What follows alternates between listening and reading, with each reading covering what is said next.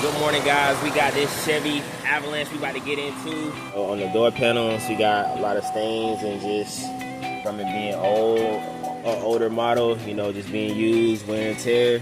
But we're gonna go over the seats really good with the level 2 chemical that we have that cleans all this stuff off. We're gonna get all up under the mats, hit these floors really good as best as possible, and try to get them back into shape.